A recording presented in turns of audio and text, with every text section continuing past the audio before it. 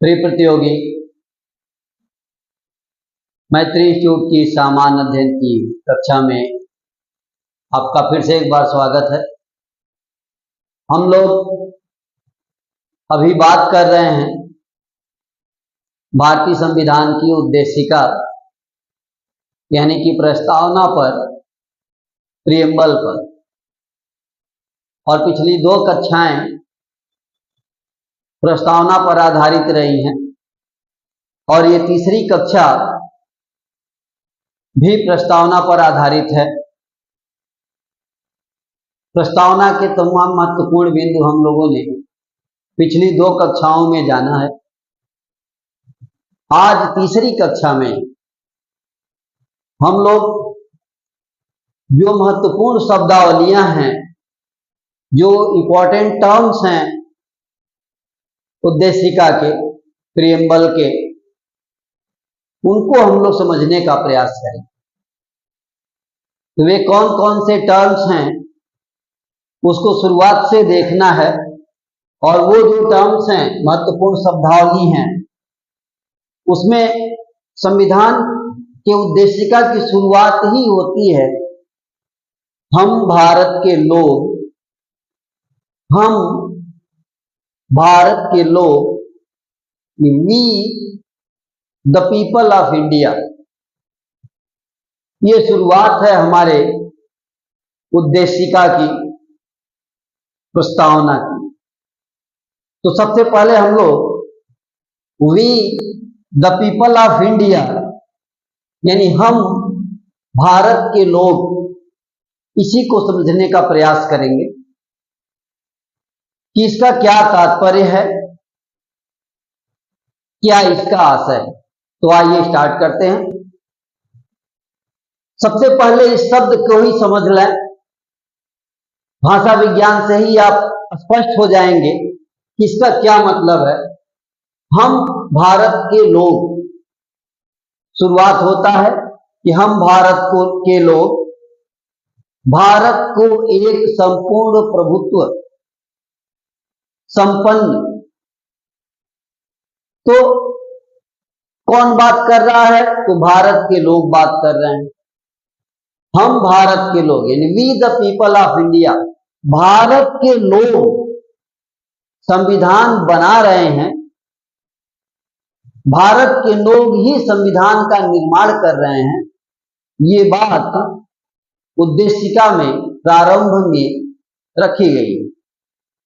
तो भारत के लोग का तात्पर्य क्या है कि संविधान का मूल स्रोत भारत की जनता है। तो इसका आशय, अभिप्राय क्या है? तो अभिप्राय क्या है? अभिप्राय है कि संविधान का स्रोत भारत की जनता है। संविधान का स्रोत भारत की जनता, भारत की जनता है। इसका स्पष्ट अर्थ यह हुआ कि भारत की जनता ही भारत के संविधान का स्रोत है। ठीक है, समस्त शक्तियों का केंद्र बिंदु है, संविधान का स्रोत है, समस्त शक्तियों का केंद्र बिंदु है, केंद्र बिंदु है। तो जनता संविधान की स्रोत है, समस्त शक्तियों का केंद्र बिंदु है, प्रभुसत्ता जनता में निहित है। प्रभुसत्ता जनता में निहित। तो इससे जो जो अर्थ ध्वनित होते हैं, जो जो भाव निकल के आते हैं, वो भाव हम लोगों ने देखा कि क्या क्या है। संविधान जनता की इच्छा का परिणाम है। संविधान भारतीय जनता की इच्छा का परिणाम है। तो हम भारत के लोग, we the people of India, इसके आप निम्न अर्थ निकालेंगे कि संविधान का स्रोत भारत की जनता है, अर्थात भारत की जनता ही संविधान के निर्माण का आधार है। उसी प्रकार समस्त शक्तियां जनता में निहित है, शक्तियों का केंद्र बिंदु जनता है, यानी संविधान निर्माण की जो शक्ति है वो जनता से आ रही है। उसके अलावा प्रभुसत्ता जनता में निहित है, यानी भारत की जनता संप्रभु है। भारत की जनता ये निर्णय लिया है, भारत की जनता ने ये निर्णय लिया है कि हम अपना संविधान बनाएंगे, और संविधान भारतीय जनता की इच्छा का परिणाम है, यानी भारतीय जनता ने ऐसी इच्छा की और परिणाम स्वरूप संविधान का निर्माण हुआ। दूसरी तरफ हम भारत के लोग, we the people of India, इसके बारे में जान लें तो यह संयुक्त राष्ट्र संघ की जो प्रस्तावना है उसके ही समरूप यह भी है। वहां कहा गया है कि हम संयुक्त राष्ट्र संघ के लोग, तो आप इसे नोट में कर लें, नोट एक कर लें और लिखें कि हम भारत के लोग,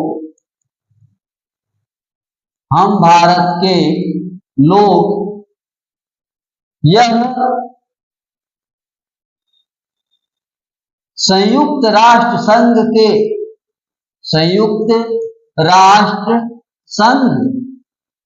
यूएनओ, यानी संयुक्त राष्ट्र संघ जो है, संयुक्त राष्ट्र संघ के चार्टर, जो चार्टर की उद्देशिका है, तो चार्टर की उद्देशिका के समरूप है। कैसे? वहां लिखा है कि हम संयुक्त राष्ट्र के लोग, तो जब वहां ये बात है कि हम संयुक्त राष्ट्र के लोग, उसी प्रकार भारतीय उद्देशिका की शुरुआत होती है, हम भारत के लोग। मतलब आप ये देख पा रहे हैं कि जिस प्रकार संयुक्त राष्ट्र संघ के चार्टर में जो उसकी प्रियम्बल उद्देशिका है, उसी तरह की बात भारत की संविधान में है। तो हम भारत के लोग का इतना भाव हमें समझना होगा। इस शब्दावली के बाद जो दूसरी शब्दावली हम लोग लेंगे वो है संपूर्ण प्रभुत्व संपन्न। अगली शब्दावली क्या लेंगे हम लोग? दूसरी शब्दावली संपूर्ण प्रभुत्व संपन्न। ये अगली शब्दावली हम लोग लेंगे, संपूर्ण प्रभुत्व संपन्न। इसको सॉवरेन कहते हैं, सॉवरेन।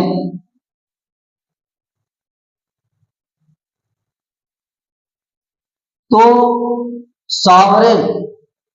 सॉवरेनिटी है, सॉवरेन है, मतलब कि संप्रभुता है।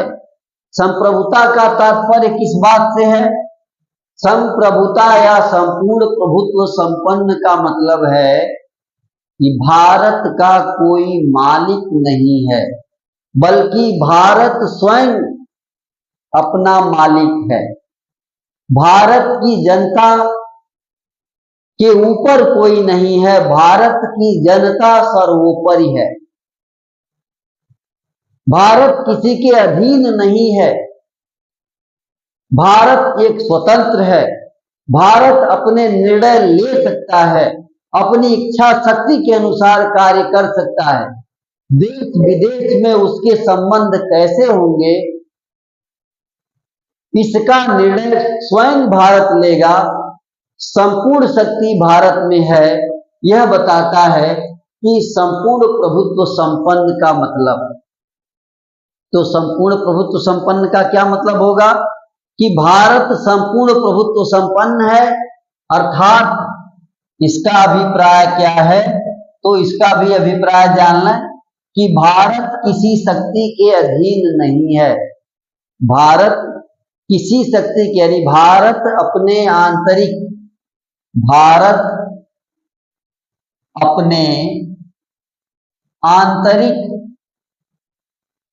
तथा बाह्य मामलों में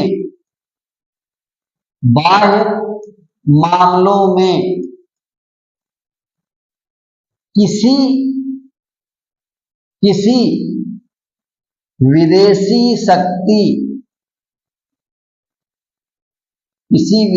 शक्ति या सत्ता के अधीन नहीं है। ये हुआ संपूर्ण प्रभुत्व संपन्न, अर्थात सॉवरेन होने का मतलब। सॉवरेन होने का क्या मतलब है कि भारत अपने आंतरिक मामले, चाहे बाह्य मामला चाहे किसी भी प्रकार का हो, घर के भीतर का हो या घर के बाहर का हो, किसी भी प्रकार का विषय हो, भारत अपने निर्णय स्वयं लेगा। वह किसी विदेशी सत्ता या शक्ति के अधीन नहीं है। विदेशी सत्ता या शक्ति की प्रतीक्षा नहीं करेगा कि कौन सा देश उसे क्या कहेगा और तब वह अपना निर्णय, तब वह अपना पक्ष स्पष्ट करेगा। भारत स्वयं में शक्तिशाली है और स्वयं में वो निर्णय लेने की क्षमता रखता है। उसी तरह विदेश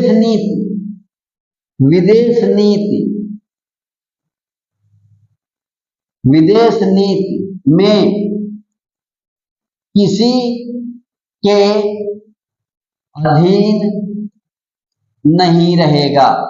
यानी विदेश नीति भी क्या होगी, स्वतंत्र होगी। अर्थात भारत अपनी विदेश नीति, आंतरिक नीति, बाह्य नीति सब खुद तय करेगा। तो विदेश नीति तय करेगा। किसी राष्ट्र के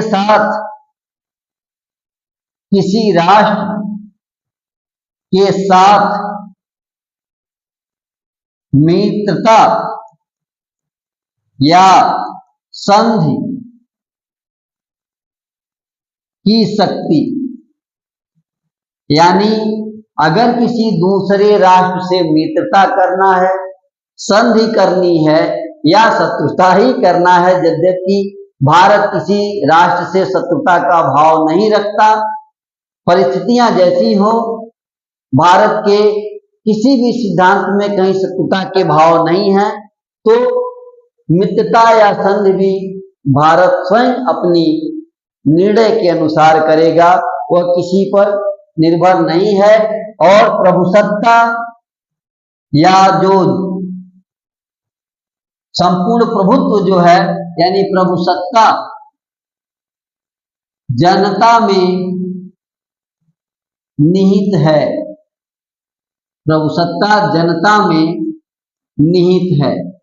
तो आप देखेंगे कि प्रभुसत्ता जो है वो जनता में निहित है, न कि बाहर कहीं भारत किसी अन्य शक्ति पर निर्भर नहीं है।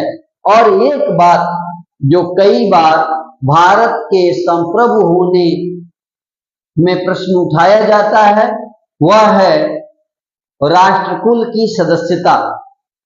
तो भारत का राष्ट्रकुल की सदस्यता जो है वह भारत का स्वैच्छिक मामला है। भारत अपने मन से राष्ट्रकुल की सदस्यता ग्रहण किया है। तो आप इसे जान लें कि राष्ट्रकुल की सदस्यता, राष्ट्रकुल को कॉमनवेल्थ कहा जाता है। कॉमनवेल्थ तो राष्ट्रकुल की सदस्यता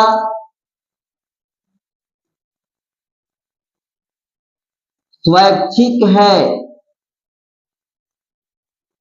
स्वैच्छिक है, कैसी है? स्वैच्छिक है। भारत स्वेच्छा से राष्ट्रकुल का सदस्य है। राष्ट्रकुल का सदस्य होने का ये मतलब नहीं है कि भारत कहीं से भी ब्रिटिश उपनिवेश के रूप में अभी भी जाना जाए, ऐसा बिल्कुल नहीं है। अर्थात भारत कहीं से भी उपनिवेश नहीं है।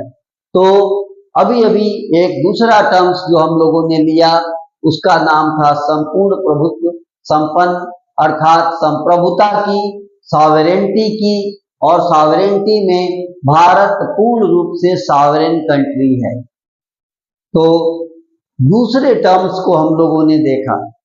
इसी क्रम में एक और टर्म्स हम लोग लेंगे, तीसरा टर्म्स, थर्ड, और इसको कहेंगे समाजवादी। समाजवादी, इसको सोशलिस्ट कहते हैं। सोशलिस्ट, समाजवादी यानी सोशलिस्ट। सबसे पहले तो ये जान लें कि भारत के मूल उद्देशिका में समाजवादी शब्द नहीं था। 42वें संविधान संशोधन 1976 में ये शब्द जोड़ा गया। तो सबसे पहले इसमें लिखेंगे कि 42वें संविधान संशोधन 1976, संविधान संशोधन 1976 में इसे जोड़ा गया। यानी यह शब्द भारत समाजवादी देश संविधान के निर्माण के समय यद्यपि था, लेकिन संविधान की प्रस्तावना में इसे नहीं लिखा गया था।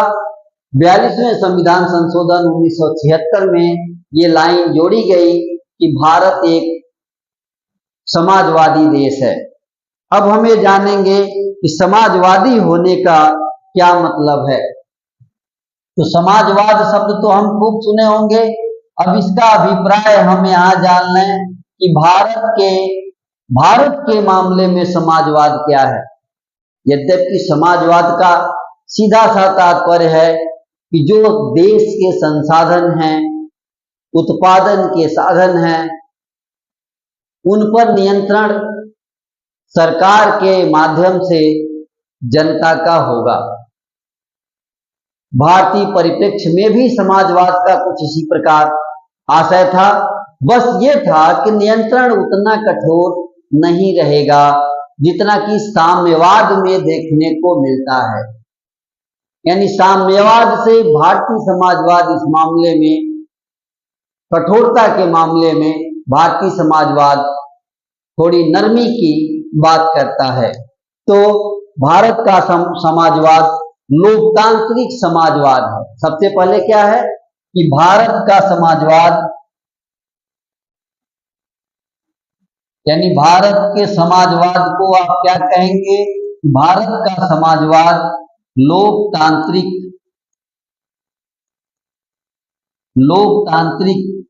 समाजवाद है। तो ये किस प्रकार का समाजवाद है? ये लोकतांत्रिक समाजवाद है। ये बात आपको ध्यान रखना है कि भारत का समाजवाद साम्यवाद नहीं, लोकतांत्रिक समाजवाद है। अर्थात इसकी अवधारणा क्या है कि संसाधन व उत्पादन के साधन और नियंत्रण सरकार का, किसका होगा? सरकार का होगा। हाँ, ये है कि वो नियंत्रण बहुत कठोर नहीं होगा। सरकारी नियंत्रण होगा, नियंत्रण न्यूनाधिक होगा।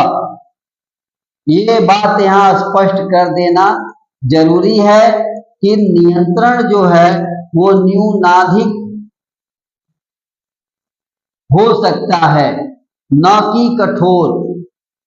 यानी कि साम्यवाद की तरह नहीं, यानी साम्यवाद हम यहाँ कोट कर देते हैं कि साम्यवाद की तरह कठोर नियंत्रण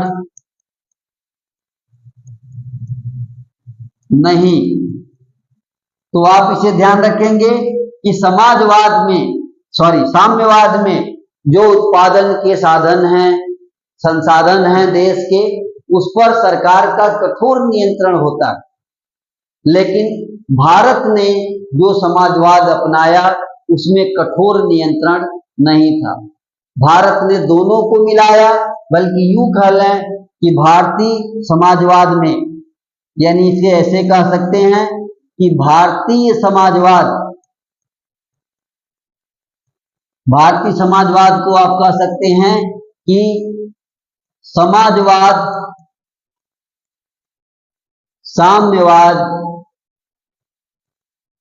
इसके बीच की व्यवस्था,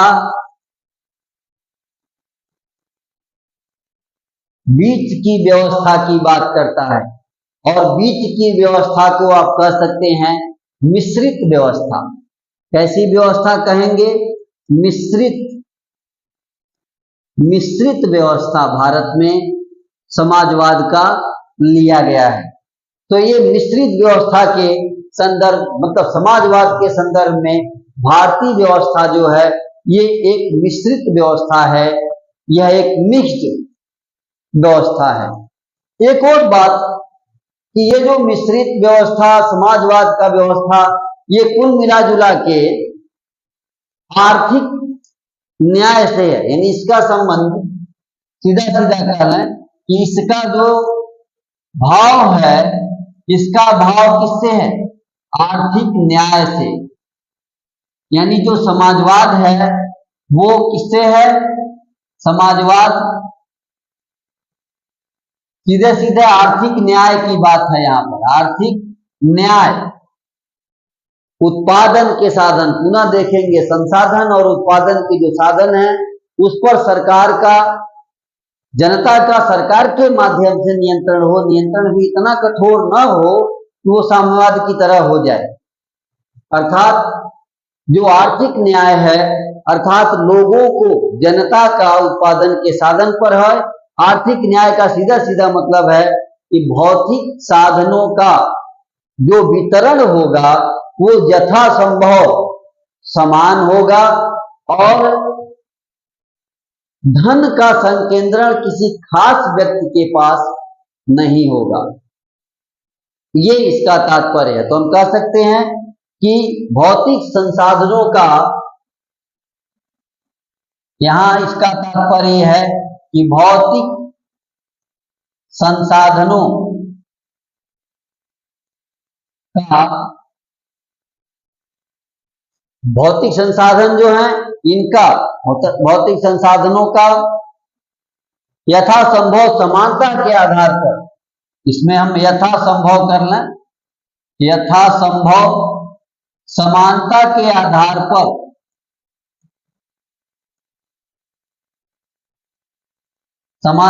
आधार पर वितरण होगा। धन का संकेंद्रण, यानी ये भी जोड़ दीजिए कि धन का संकेंद्रण किसी खास व्यक्ति या व्यक्तियों के पास नहीं होगा। तो यह तात्पर्य है आर्थिक न्याय का। यानी आर्थिक न्याय से संबंधित भारत में जो, भारतीय संविधान में जो उपबंध हैं वो आर्थिक न्याय से संबंधित जो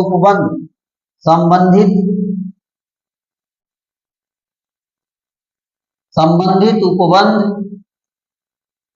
जो हैं वो क्या हैं? भाग 4 में अनुच्छेद 39B, 39C ये 3 अनुच्छेदों में आर्थिक न्याय की अवधारणा देखने को मिलती है। संसाधनों के वितरण में समानता की अवधारणा देखने को मिलती है। संसाधनों के संकेंद्रण को रोकने की अवधारणा देखने को मिलती है इन 3 उपबंधों में। तो इन 3 उपबंधों का ध्यान देंगे हम कि ये 3 उपबंध भारत में आर्थिक न्याय को बताते हैं कि भारत में आर्थिक न्याय की व्यवस्था है। भाग 4 नीति निर्देशक सिद्धांतों के खंड में आप पाएंगे कि ये 3 अनुच्छेद भारत में आर्थिक न्याय की कहानी कहते हैं। तो इस पर हम लोगों ने देखा कि समाजवाद शब्द का क्या तात्पर्य है और भारतीय संविधान में समाजवाद शब्द का क्या मतलब है, समाजवादी शब्द का क्या मतलब है। इसके बाद एक और शब्द हम लोग लेंगे और वह है पंथ निरपेक्ष। महत्वपूर्ण शब्द पंथ निरपेक्ष। तो चौथा होगा पंथ निरपेक्ष, फोर्थ पंथ निरपेक्ष। पंथ निरपेक्ष जिसे अंग्रेजी में सेकुलर कहते हैं, सेकुलर। पंथ निरपेक्ष का तात्पर्य सेकुलर से। तो यहां सेकुलर की बात हो रही है, पंथ निरपेक्ष की बात हो रही है। आमतौर पे संविधान में हम लोग एक शब्द का प्रयोग करते हैं और वो जैसे धर्मनिरपेक्ष। ध्यान रहे, संविधान में धर्मनिरपेक्ष शब्द नहीं है, धर्मनिरपेक्ष शब्द नहीं है। रिलीजन की बात नहीं की गई है, इसकी बात नहीं की गई है, बल्कि पंथ निरपेक्ष की बात की गई है, सेक्युलर की बात की गई है। इसका क्या तात्पर्य है, इसे हम समझें कि भारतीय संविधान में पंथ निरपेक्ष शब्द क्यों रखा गया। सबसे पहले ये जान लें कि ये भी मूल संविधान में नहीं था। पंथ निरपेक्ष शब्द भी मूल संविधान में नहीं था, उद्देशिका में नहीं था।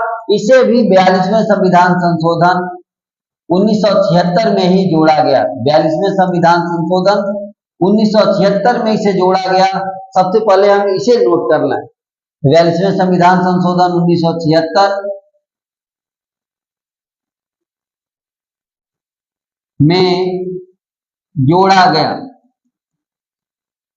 तो ये शब्द 1976 में आया। निश्चित रूप से ये शब्द संविधान में लाने का एक कुछ खास अभिप्राय है।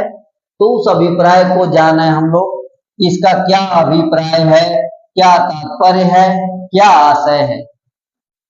तो अभिप्राय कि भारत, सेकुलर का मतलब कि देश का, भारत का, राष्ट्र का कोई अपना धर्म नहीं होगा या किसी खास धर्म को संरक्षण प्रदान नहीं किया जाएगा। धर्म जनता का व्यक्तिगत मामला होगा। राष्ट्र का संबंध किसी खास धर्म से नहीं होगा। राष्ट्र सभी धर्मों के साथ समान व्यवहार करेगा, सभी धर्मावलंबियों के साथ समान व्यवहार करेगा, धर्म और पंथ के आधार पर कोई भेद नहीं करेगा। ये सब बातें सेकुलर होने का भाव है, अभिप्राय है। इसमें हम लोग नोट कर लेते हैं कि किसी धर्म विशेष को राजधर्म के रूप में मान्यता प्रदान नहीं की जाएगी। यानी किसी धर्म विशेष को राजधर्म के रूप में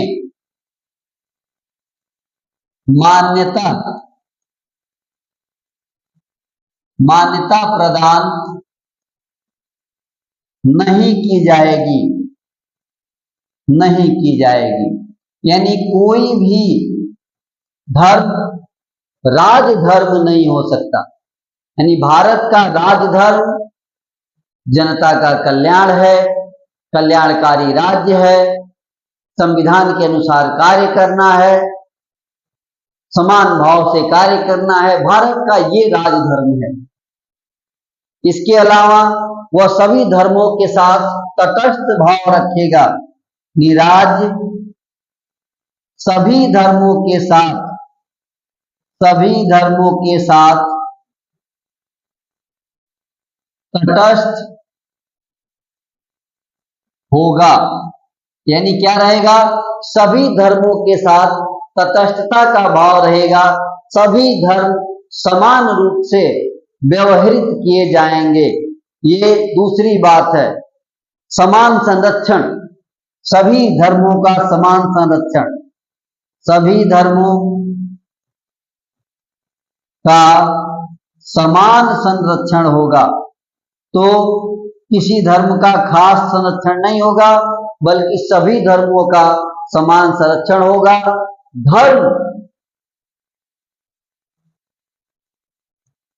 धर्म वैयक्तिक मामला होगा या वैयक्तिक विषय होगा, राज्य का विषय नहीं है। धर्म एक वैयक्तिक विषय है, यानी हमारा धर्म हमारा निजी विषय है, अन्य का धर्म अन्य का निजी विषय है। राज्य का कोई धर्म नहीं है। राज्य का अपना राजधर्म है। संविधान के अनुसार शासन का संचालन, संविधान के अनुसार देश की व्यवस्था को देना, यही राजधर्म है।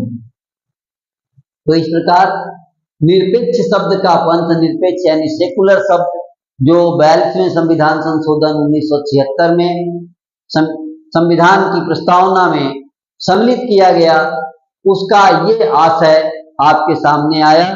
तो ये आशय इसे स्पष्ट करें कि भारत का कोई अपना धर्म नहीं है, कोई पंथ नहीं है। भारत एक पंथ निरपेक्ष है। सभी पंथों सभी धर्मों से भारत निरपेक्ष भाव के साथ व्यवहार करता है। एक और शब्दावली हम लोग लेंगे और वो शब्दावली है लोकतंत्र। 5वीं शब्दावली लेंगे लोकतंत्र। ये बहुत ही प्रिय शब्द है लोकतंत्र, डेमोक्रेसी। तो डेमोक्रेसी की बात हम लोग करेंगे, लोकतंत्र की बात करेंगे। लोकतंत्र ये संविधान में, मूल संविधान में था। लोकतंत्र का बहुत सा तरह तरह से भाव है, लेकिन कुल मिला जुला का मतलब करके एक ही मतलब है लोकतंत्र। अगर शब्द से देखें तो लोकतंत्र मतलब लोगों का तंत्र, लोगों की व्यवस्था, लोगों की व्यवस्था ही लोकतंत्र है। लोक व्यवस्था हो जाएगा। लोकतंत्र का मतलब जनता का शासन, जनता का शासन, ये लोकतंत्र के अभिप्राय हैं। अब्राहम लिंकन के अनुसार बहुत ये महत्वपूर्ण रहा है कि अब्राहम लिंकन की परिभाषा को ध्यान दिया जाता है। तो अब्राहम लिंकन के अनुसार लोकतंत्रात्मक शासन जनता के लिए और जनता के द्वारा शासन होता है। तो इसे हम लोग नोट करेंगे कि लोकतंत्रात्मक शासन या लोकतंत्र में शासन, लोकतंत्रात्मक शासन जनता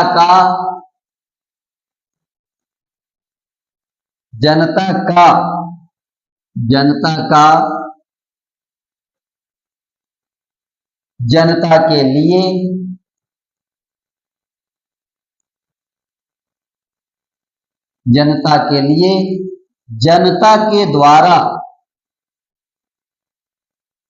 जनता के द्वारा स्थापित शासन होता है।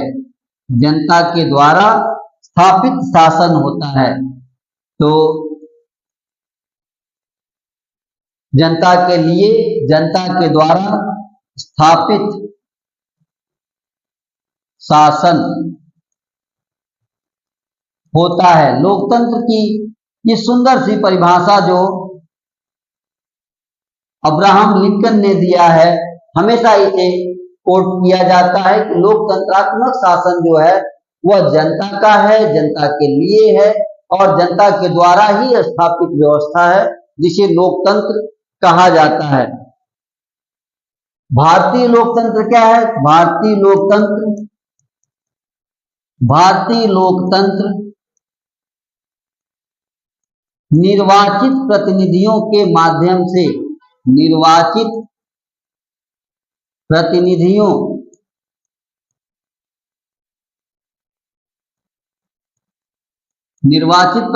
के द्वारा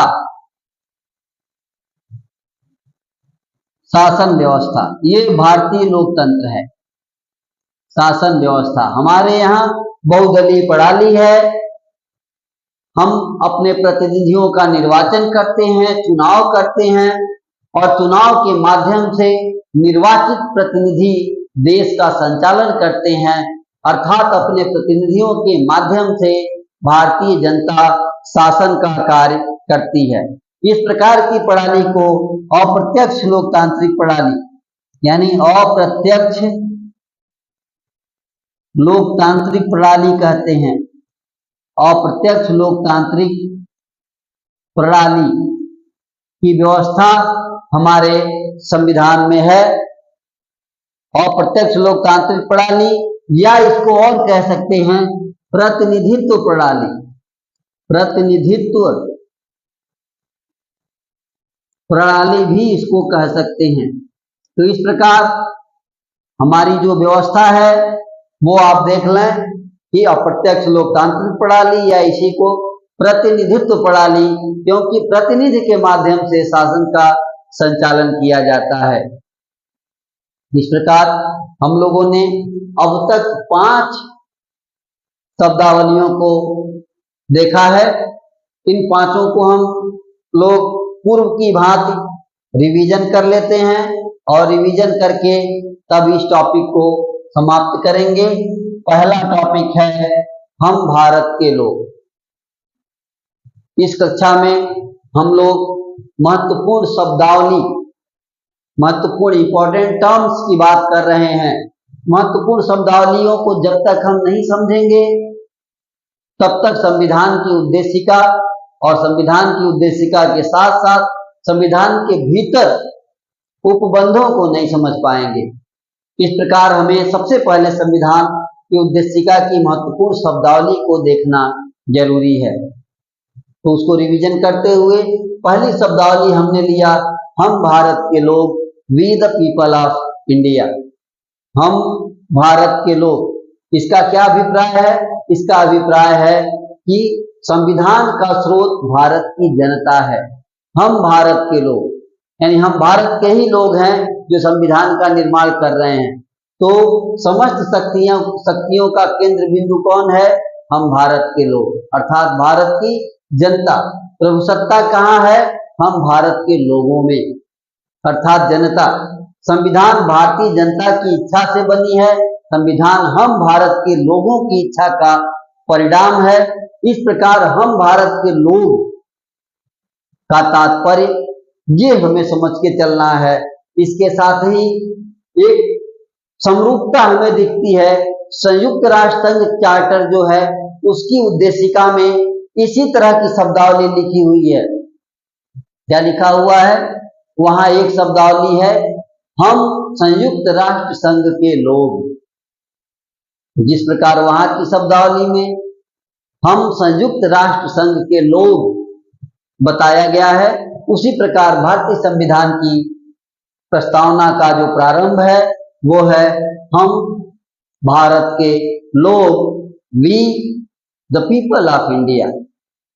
तो पहली शब्दावली हम भारत के लोग, इस पर विचार करने के बाद दूसरी शब्दावली हम लोग लेते हैं और दूसरी शब्दावली है संपूर्ण प्रभुत्व संपन्न, सॉवरेन। संपूर्ण प्रभुत्व संपन्न, सॉवरेन यानी संप्रभुता, सॉवरेंटी की बात हो रही है। संप्रभुता का क्या मतलब है? संप्रभुता का सीधा सीधा मतलब है कि हमारे ऊपर कोई मालिक नहीं है, हम स्वयं मालिक हैं। अर्थात भारत की जनता स्वयं मालिक है, स्वयं की इच्छा से कार्य कर रही है, वह किसी विदेशी शक्ति या विदेशी सत्ता के अधीन नहीं है। तो ये बात, भारत अपने आंतरिक और बाह्य मामलों में किसी विदेशी शक्ति या सत्ता के अधीन नहीं रहा। भारत अब आंतरिक चाहे बाह्य मामले कुछ भी हो, वह स्वयं से निर्णित कर रहा है। विदेश नीति के मामले में भी भारत अब किसी देश का अधीन नहीं रहा। साथ ही किसी राष्ट्र के साथ अगर भारत मित्रता करता है, संधि करता है, तो वह भारत की इच्छा, भारत की जनता की इच्छा का परिणाम है, न कि किसी विदेशी शक्ति की इशारे या आदेश का। उसी प्रकार प्रभुसत्ता इस तरह से देखें तो जनता में ही निहित है। एक महत्वपूर्ण शब्दावली यहाँ है, वह है राष्ट्रकुल, कॉमनवेल्थ। राष्ट्रकुल के बारे में पहले यह था कि राष्ट्रकुल उन देशों का संगठन है जो कभी न कभी ब्रिटिश उपनिवेश रहे हैं, यद्यपि कई ऐसे देश भी उसमें सम्मिलित हुए जो ब्रिटिश उपनिवेश नहीं रहे। भारत ने इसकी सदस्यता ली और कई बार इस तर्क को प्रस्तुत किया गया कि भारत चूंकि राष्ट्रकुल का सदस्य है, कॉमनवेल्थ का सदस्य है, इसलिए भारत ने अभी भी गुलामी को स्वीकार किया है। ये बात पूरी तरह से गलत है। ये आप जान लें कि राष्ट्रकुल का सदस्य होना भारत का स्वैच्छिक मामला है। भारत अपनी इच्छा से राष्ट्रकुल का सदस्य है। राष्ट्रकुल की सदस्यता के लिए भारत किसी भी देश, किसी भी राष्ट्र के इशारे पर, आदेश पर या दबाव पर नहीं है। इसलिए राष्ट्रकुल में होना भारत का किसी देश के अधीन होना, ये बिल्कुल नहीं कहा जा सकता। तो दूसरा शब्द हम लोगों ने लिया संप्रभुता, अर्थात संपूर्ण प्रभुत्व संपन्न। इसके बाद हम लोग अगली बात करने वाले हैं। इसके पश्चात अगला टर्म जो है समाजवादी, सोशलिस्ट, तीसरा टर्म है कि भारत के संविधान की उद्देशिका में समाजवादी शब्द, यद्यपि ये मूल संविधान में नहीं था, इसे 1976 के 42वें संविधान संशोधन में उद्देशिका में सम्मिलित किया गया। अब इसका क्या अभिप्राय है ये देख लें। तो भारत का समाजवाद लोकतांत्रिक समाजवाद है। सबसे पहले समाजवाद क्या है ये जानें। तो समाजवाद का तात्पर्य ये है कि देश के संसाधन, देश के उत्पादन के साधन, इन पर चुनी हुई सरकार का नियंत्रण होगा। लोकतांत्रिक सरकार का नियंत्रण होगा, सरकार के माध्यम से जनता का नियंत्रण होगा। ये समाजवाद है और भारत का समाजवाद एक लोकतांत्रिक समाजवाद है। इसका तात्पर्य है कि संसाधन व उत्पादन के साधन, इस पर नियंत्रण सरकार का होगा और किसी का नहीं होगा। नियंत्रण भी न्यूनाधिक हो सकता है। दूसरी बात इसमें ये कि नियंत्रण बहुत कठोर नहीं होगा। एक अवधारणा है साम्यवाद। साम्यवाद में जो नियंत्रण है वो अत्यंत कठोर होता है, अत्यंत कठोर। लेकिन भारतीय समाजवाद में जो नियंत्रण होगा संसाधनों पर, वह न्यूनाधिक होगा, कम होगा।